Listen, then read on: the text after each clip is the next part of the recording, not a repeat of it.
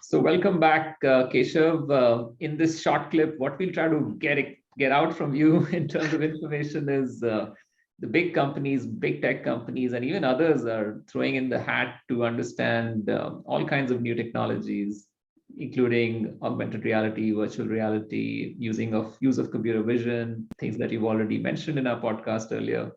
Uh, what's your view of what the traditional tech companies are working on, and what's the startup world thinking?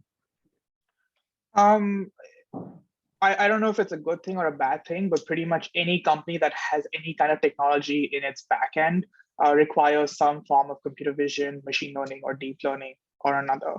The big companies that pretty much everyone knows and associates with this are companies like Apple, Facebook, Amazon, Google, to some extent even Netflix.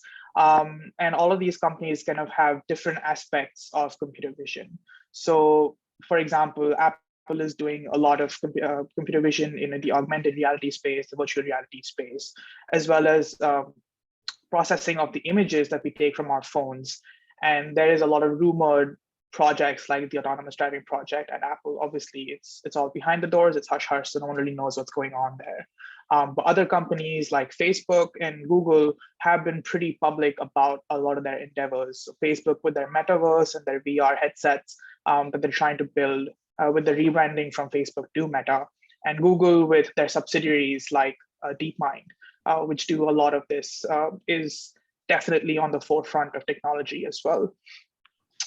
Even Microsoft with their new hardware is like the Duo or the Surface Book. They do a lot of computer vision in either face recognition or photography, things like that.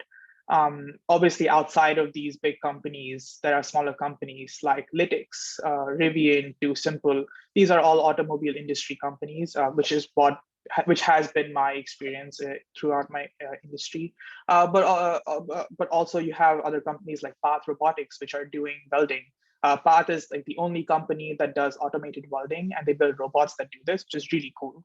And so obviously, if you look in or do any kind of Google search, you'll find a ton of companies that do some kind of robotics or computer vision or another. And so definitely having some programming experience in this field is beneficial no matter what you end up doing in your industry or in your career down the road.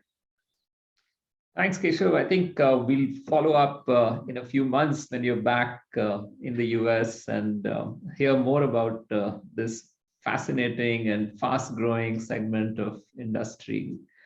So long, and have a great trip back to the Bay Area.